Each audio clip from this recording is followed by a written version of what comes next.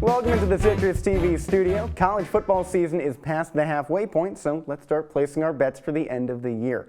I'm Jesse Cook, and this is Beat the Bookie. It's Movember, so my first bet is that I will have facial hair that puts playoff hockey to shame. I'm placing $0 on that idea because what I've got going now is, how old am I? 21 and a half years in the making, but I guess I should never lose hope. Before we make up our minds for the upcoming week, let's reflect on how last week's host, Austin Barrick, did.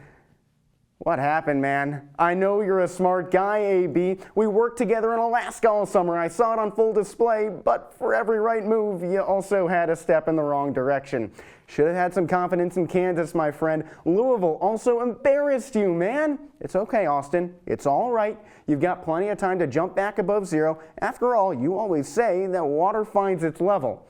Although none of your parlay bets hit, I believe in your futures bet for Oregon to win the Pac-12.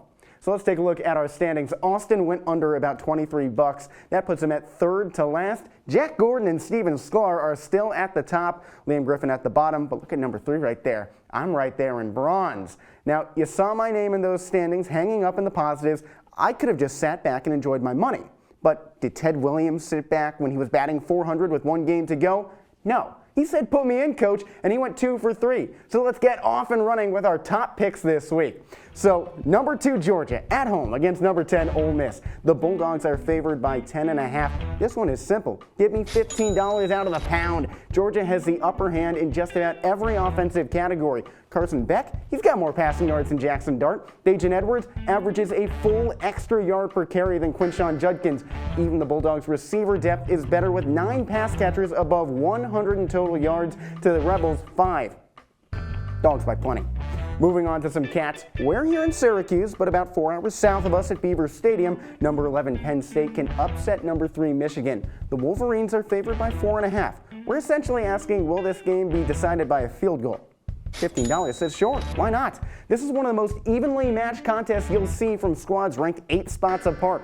They're both top 3 defenses in points allowed. Both teams have crushed the competition of late, but the ongoing scandal at U of M over sign stealing is an existential drain. While on the field, PSU has shown poor game management late in close affairs. Remember that Ohio State lost 3 weeks back?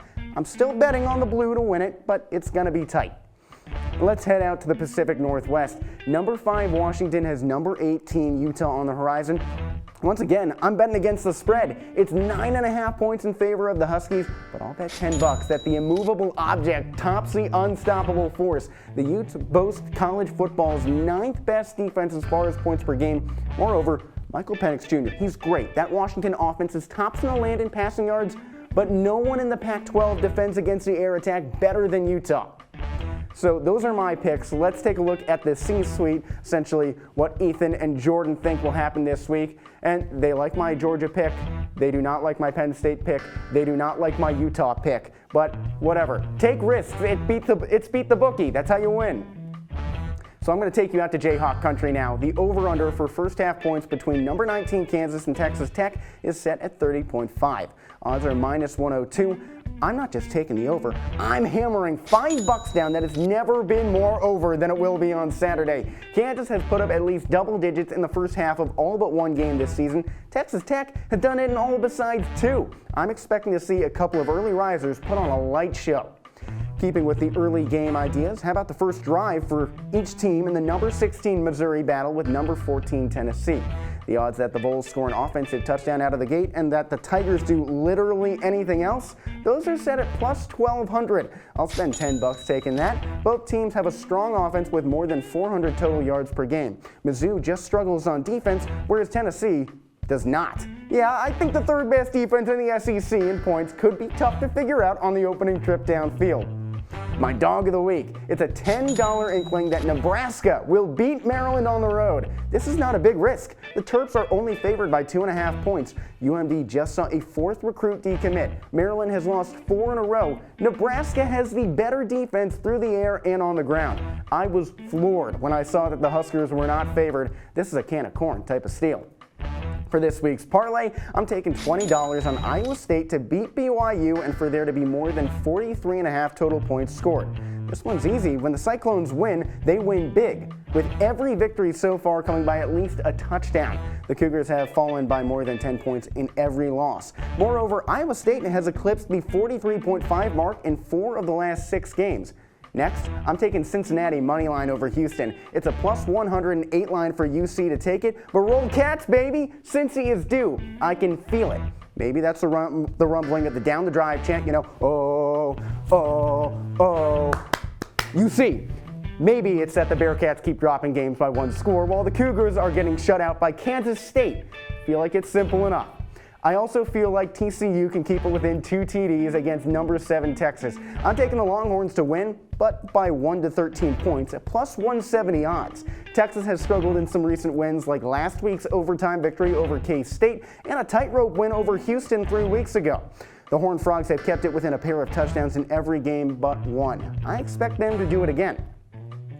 Looking into the future, I'm going to take this up another notch and go all in with everything I've got left. In the NFL, I've got the Cincinnati Bengals to jump out and win the AFC North. The odds are plus 320 against them, but in 4 weeks, no one has been there to answer the question, who they? Who they think they're going to beat them Bengals? Nobody. Cincy is 2 games behind the Ravens in that tight-knit division, but they see each other one more time this year. The last time Baltimore and Cincinnati tangled, the Ravens scraped by against an injured Joe Burrow. Now, knock on wood, he is healthy. When Joey B is in shape, let's just call it a bad day to be anybody else. All right, everybody take a deep breath. Whew. Before we go, let's check things over just for our files. I have Georgia covering against Ole Miss. Michigan is going to beat Penn State, but the score will be closer than 4.5 points. I also have Utah doing the impossible and ending Washington's undefeated season. I see Kansas and Texas Tech combining for more than 30.5 first half points. Keeping it early in the contest, I'm looking at the first drive between Mizzou and Tennessee. The Vols will score an offensive TD, the Tigers will not. Simple as. Dog of the week, that's Nebraska taking down Maryland. Give me a 3-leg parlay where Iowa State beats BYU in a game where the 2 squads combined for more than 43.5 points. That extends to Cincinnati, ending the losing streak with a win over Houston. That parlay rounds out with Texas beating TCU by 1 to 13 points. My futures bet has the Bengals winning the AFC North. So that's all I've got. That's it for Beat the Bookie this week. Just how good am I at this whole predicting thing? Well, we'll find out this weekend. With the entire BTB production team, I'm Jesse Cook. Good luck out there.